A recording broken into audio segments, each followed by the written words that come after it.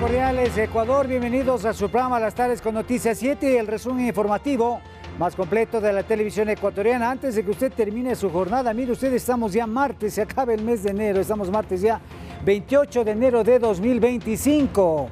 Hoy tendremos todos los detalles de la visita del líder opositor venezolano Edmundo González y su reunión con el presidente de la República, Daniel Noboa, y el saludo también de cientos de ciudadanos venezolanos. Además, las novedades del calendario electoral y los avances para la digitalización del Estado. Mire usted, iniciamos como siempre con la información del pico y placa. Hoy, martes, póngale por favor, no pueden circular desde este momento, 16 horas 4 de la tarde, los vehículos cuyas placas terminan en 3 y 4.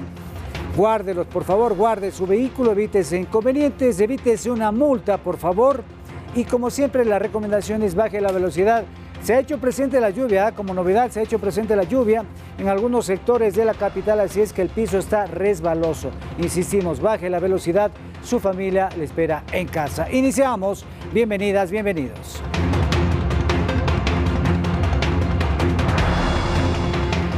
Vamos de inmediato con las noticias. Atención, el presidente Daniel Noboa se reunió con el líder opositor Edmundo González Urrutia, reconocido como presidente legítimo de Venezuela. Esto como parte de la visita oficial que hizo el diplomático venezolano a nuestro país. Desde el Palacio de Carondelet se encuentra ya nuestro compañero Lautaro Andrade para brindarnos un resumen de este encuentro. Buenas tardes, Lautaro, te escuchamos.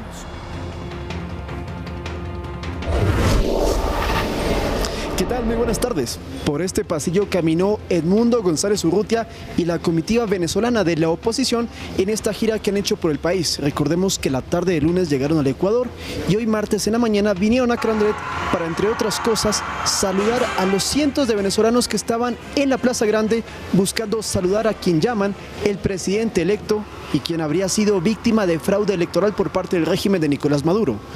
González aprovechó para dar algunos mensajes sobre recuperar la libertad en Venezuela y luego se reunió con el presidente Daniel Noboa a puerta cerrada y con los gabinetes de cada uno de ellos para definir acciones y buscar mecanismos que permitan luchar contra el régimen de Maduro. Luego, el gobierno ecuatoriano le entregó la Orden al Mérito Gran Cruz, que es una de las condecoraciones más importantes y que solamente se entrega a los jefes de Estado. El presidente Noboa manifestó que ya era momento de finalizar los condenamientos al régimen de Maduro y que había que tomarse acciones, y estas son las 3 medidas que va a aplicar el Ecuador en el marco de la crisis venezolana. Declarar al Tren de Aragua como grupo terrorista. El Ecuador está dispuesto a vender hasta 250.000 barriles de petróleo diarios a las naciones que hoy en día compran el petróleo de Venezuela. De esa manera se para el financiamiento de un régimen dictatorial. Firmaremos un convenio de cooperación entre nuestra Secretaría Anticorrupción y el equipo del presidente legítimo de Venezuela para poder compartir datos, para poder luchar contra el narcotráfico, contra la minería ilegal, contra la trata de personas. González se mostró muy agradecido por el apoyo y el respaldo que le ha hecho Ecuador, tanto la población como el gobierno nacional, que fue uno de los primeros en reconocerlo como presidente legítimo de Venezuela, y también hizo un símil sobre Antonio José de Sucre, libertador ecuatoriano y venezolano, en búsqueda justamente de recuperar la libertad. Es nuestro deber honrar ese legado, defendiendo los ideales republicanos que dieron vida a nuestras naciones. No podemos permitir que el fraude y la autocracia se impongan sobre la voluntad soberana de nuestros pueblos o sobre las leyes que como sociedades líderes nos hemos dado. Finalmente les contamos que se realizó un almuerzo con las comitivas de las 2 naciones. No acudieron los alcaldes ni prefectos invitados, y una vez que esto terminó, Edmundo González se dirigió a una universidad del norte de Quito para recibir otra condecoración, en este caso honoris causa. La información que les podemos brindar aquí en el Palacio de Carondelet. Regresamos al estudio. Muchas gracias, Lautaro, importante información, y nosotros vamos con más noticias. Adelante.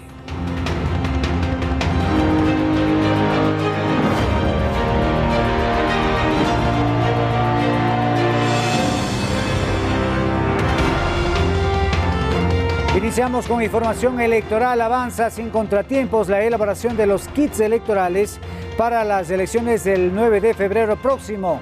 Javier Ceballos se encuentra ya en la parroquia de Pifo, al nororiente de la capital, donde autoridades del Consejo Nacional Electoral visitaron las instalaciones donde se ejecuta esta tarea. Javier, buenas tardes, adelante.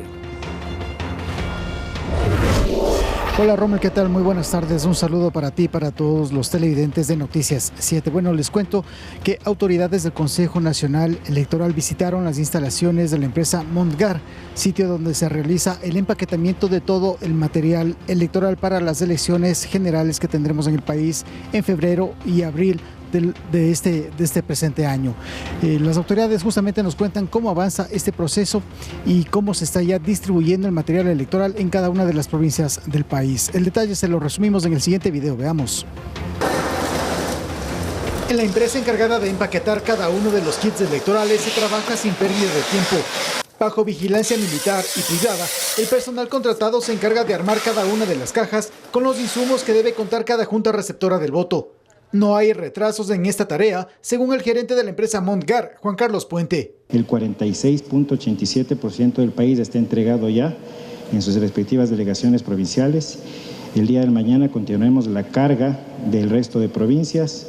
La presidenta del Consejo Nacional Electoral, Diana Tamaint, informó que 13 provincias del país ya tienen todo el material electoral para la primera vuelta del 9 de febrero. Este es el balance de cómo avanza la impresión de los insumos para las votaciones. Que las papeletas para binomio presidencial están impresas en un 100%, asimismo papeletas para asambleístas nacionales impresas en un 100%, Parlamento andino impresas en un 100%, para asambleístas provinciales en un 97.99% impresas, para asambleístas en el exterior el 100% impresas. Manuel Ramírez, director del Instituto Geográfico Militar, acotó que este miércoles la institución espera terminar toda la impresión de lo que está pendiente. Estamos entregando diariamente sin ninguna novedad, se ha seguido la planificación establecida y el día de mañana estaremos terminando la impresión en el instituto. Como novedad para estas elecciones, los miembros de cada junta receptora del voto tendrán estas descarapelas para que cada votante los pueda identificar al momento de acercarse a sufragar. En cuanto a la impresión de todo el material electoral, el Instituto Geográfico Militar dijo que esta tarea estará concluida aproximadamente este día miércoles. Estas las novedades respecto al tema electoral. Rommel, tú sigues con más noticias desde Estudios Centrales. Una excelente tarde. Muchas gracias, igual una excelente tarde para ti, Javier. Bueno, ahora les contamos también que desde este viernes, atención, ya no se podrá difundir los resultados de sus encuestas y pronósticos electorales. El organismo rector del sufragio calcula que a partir de las 19:30 del domingo 9 de febrero, el país podrá ya conocer los primeros datos oficiales de los escrutinios. En cuanto a los preparativos de los comicios, el cronograma se cumple sin mayores alteraciones. Lo único pendiente por el momento es definir cómo se ejecutará el proceso electoral con los ecuatorianos residentes en Venezuela. El mayor problema es el logístico. La ruptura de relaciones diplomáticas entre ambas naciones complica el envío de material y ubicación de las sedes para que los más de 10.000 compatriotas voten.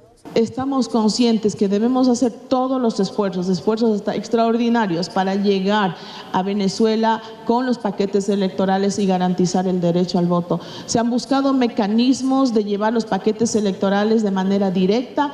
No hay manera ni empresa que nos pueda hacer un vuelo charter o algo así para llegar en el menor tiempo posible. Tienen que pasar primero por Miami, en Panamá hacen el control de aduana, luego van a otra ciudad y llegan a Caracas. Autoridades electorales piden a los ciudadanos averiguar con anticipación el recinto y la mesa donde deben votar a través de los mecanismos habilitados por el CNE y que están disponibles las 24 horas del día, los 7 días de la semana. A través de nuestra página web www.cne.gov.es,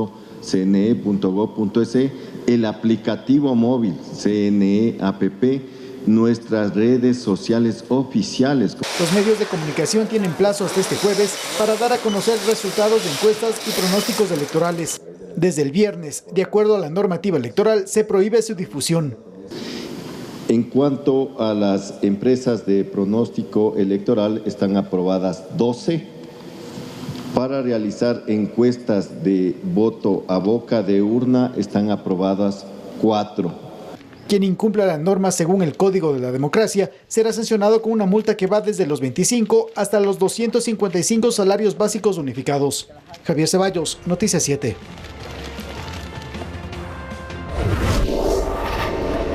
Vamos con más noticias. Atención, el ministro de Gobierno, José de la Gasca, considera que la Corte Constitucional debe destituir a la Liga Azul del Consejo de Participación por la votación en torno a la superintendencia de bancos.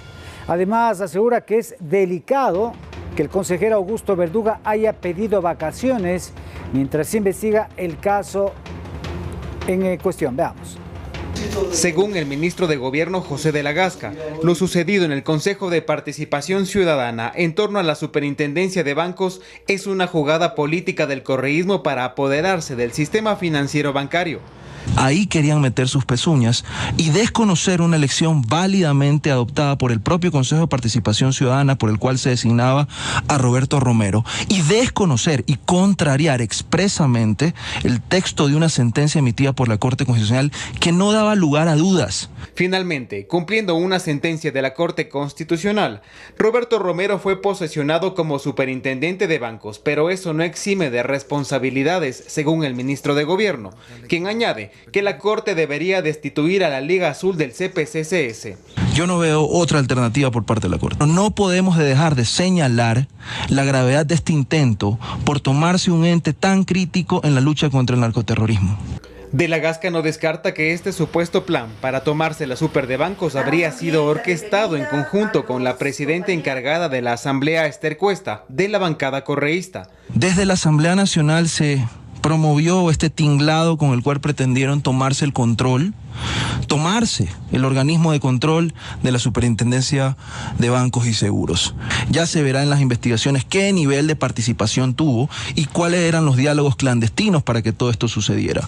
Y le resulta sospechoso que el consejero Augusto Verduga haya pedido vacaciones hasta el 12 de febrero. Recordemos que Verduga es uno de los investigados por Fiscalía por supuesta usurpación de funciones públicas y presunto incumplimiento de decisiones de autoridad competente. Que de repente pida licencia y no sabemos si salió o no salió del país, es muy delicado y manda un muy mal mensaje. Otros investigados en el caso ligados en referencia a la Liga Azul del correísmo son Eduardo Franco Loor y Adira Saltos de Nicole Bonifaz, cuyas oficinas también fueron allanadas por Fiscalía. Edison Saavedra, Noticias 7. Muy bien, vamos a hacer una primera pausa, pero al regresar les contamos que avanza la digitalización del Estado y tendremos una interesante entrevista. Ya venimos.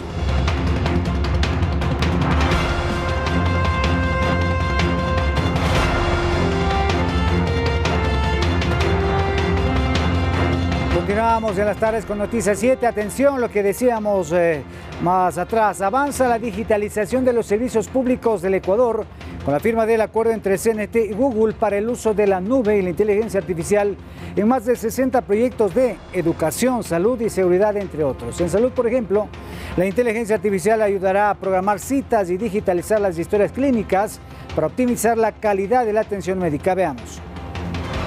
Una de las primeras instituciones en implementar la inteligencia artificial en el Estado es el Instituto Ecuatoriano de Seguridad Social, IES. En junio del año pasado se firmó un acuerdo con la Corporación Nacional de Telecomunicaciones CNT y Google para el uso de inteligencia artificial a través de un robot para el agendamiento de citas médicas que empezó a funcionar desde el 18 de noviembre de 2024. Según los últimos datos proporcionados por el IES, en 2 meses de implementación se han agendado 1.113.295 citas médicas. El robot geolocaliza el lugar de la llamada y agenda cercano a donde está la persona que llama. Por su parte, el Ministerio de Salud implementará el plan piloto denominado CNT Salud gracias al acuerdo entre las dos instituciones, que consiste en una plataforma tecnológica para digitalizar la historia clínica de los pacientes y gestionar los recursos en salud. Todos los datos clínicos, los exámenes de laboratorio, los exámenes de imagen estarán integrados en este registro electrónico. A su vez, también la prescripción de los medicamentos, el sistema de citas que se realizará.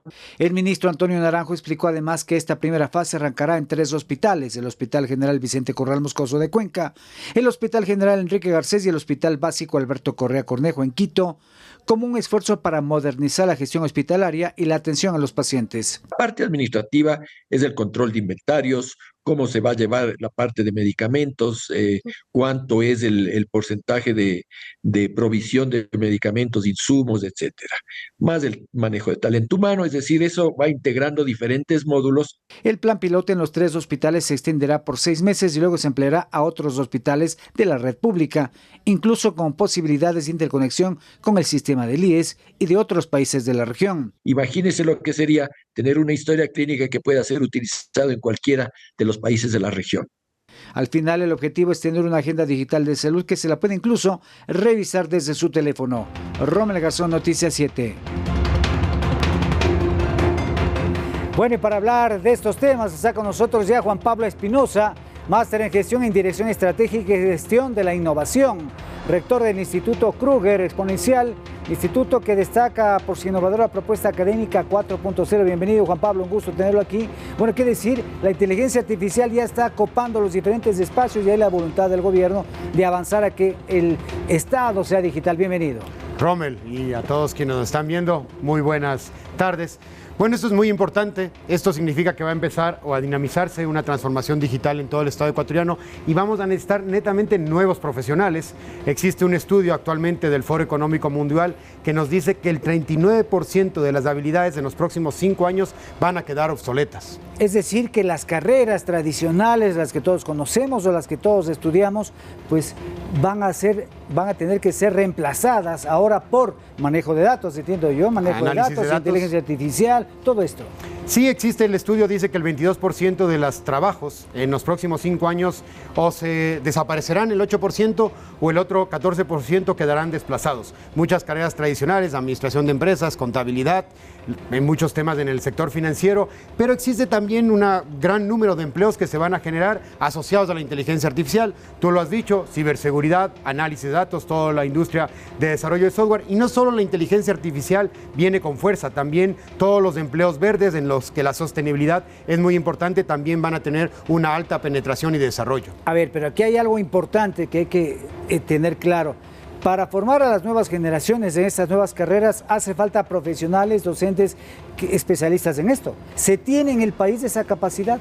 Sí, el Ecuador es un país que tiene un buen talento, pero el modelo educativo tiene que cambiar. No podemos pensar, por eso están tomando muchas fuerzas las tecnologías, porque no podemos pensar en este momento que los profesores a tiempo completo, la universidad tiene un rol que es la investigación, pero hay otras entidades, los institutos de educación superior a nivel tecnológico, donde tenemos que tener una formación más dinámica y donde los profesores pueden ser expertos de la industria. Ecuador tiene un buen know-how, pero hay que permitir que esos profesionales puedan dedicarse también a la cátedra y también debemos permitir que el modelo permita que los estudiantes trabajen y estudien al mismo tiempo.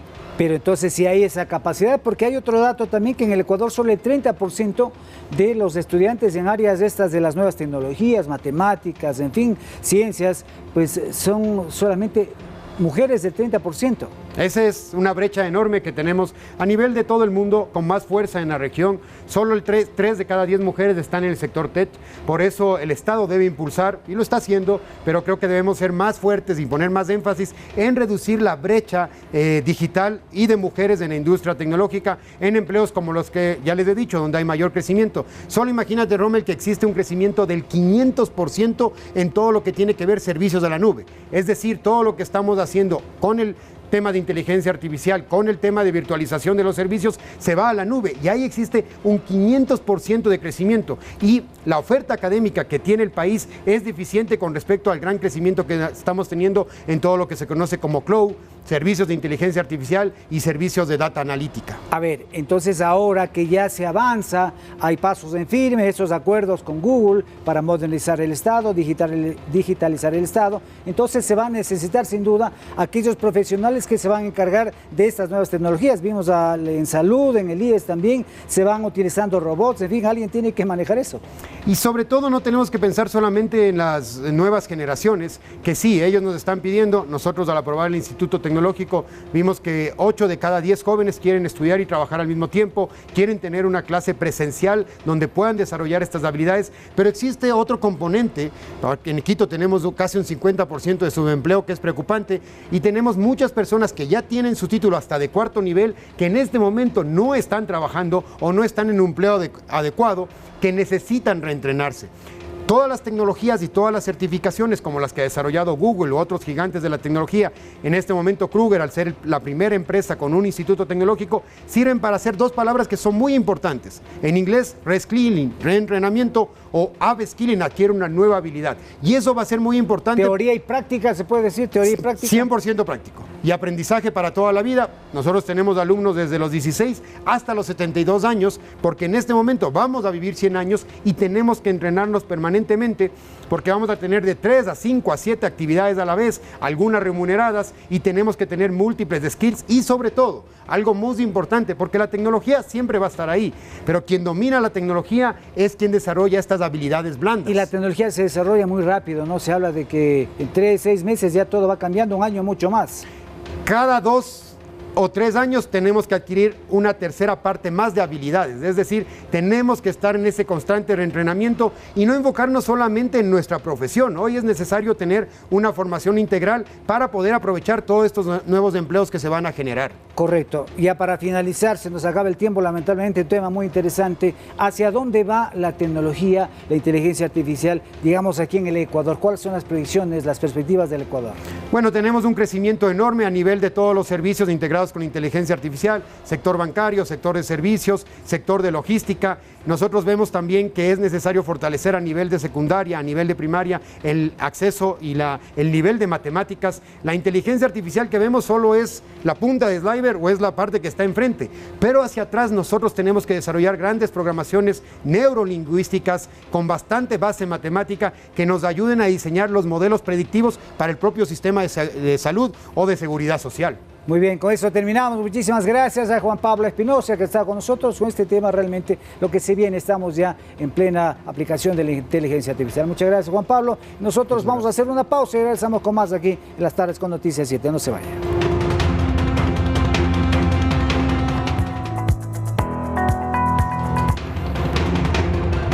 Bueno, no pueden faltar las buenas noticias. Atención, el Ministerio de Educación presentó un nuevo programa de incentivos tributarios por inversiones en proyectos educativos a través de la empresa privada, como lo escucha.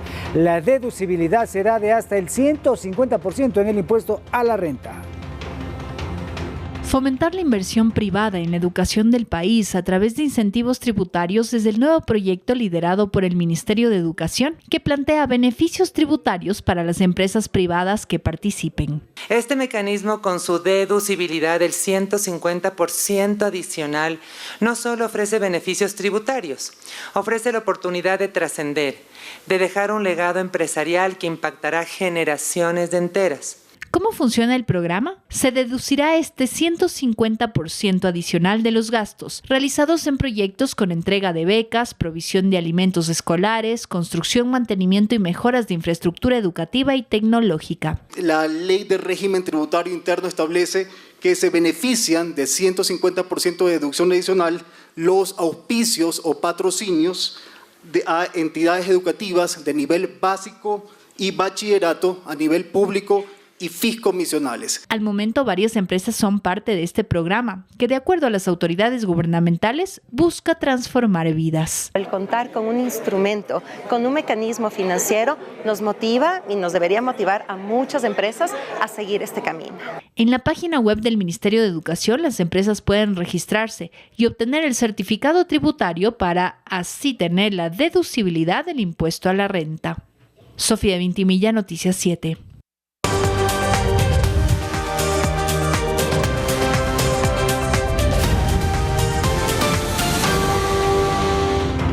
En las noticias del mundo, atención, llegan a Colombia los 2 vuelos de la Fuerza Aérea de ese país que habían llegado de Estados Unidos a repatriar a más de 200 deportados colombianos, entre ellos 22 niños. Esto es una noticia que sigue en desarrollo, mientras que en Honduras se suma a la lista de países que reciben los primeros deportados por Estados Unidos desde que Donald Trump llegó a la Casa Blanca. Esas noticias son las que han inundado los portales informativos internacionales. Bueno, y con esto vamos a despedirnos. Gracias por habernos sintonizado. Recuerde que desde ya mismo llega Las Tardes, o en Las Tardes tú decides, con información electoral. Giovanna Ovide estará con nosotros. Nos despedimos. Felicidades, Ecuador. Buenas tardes.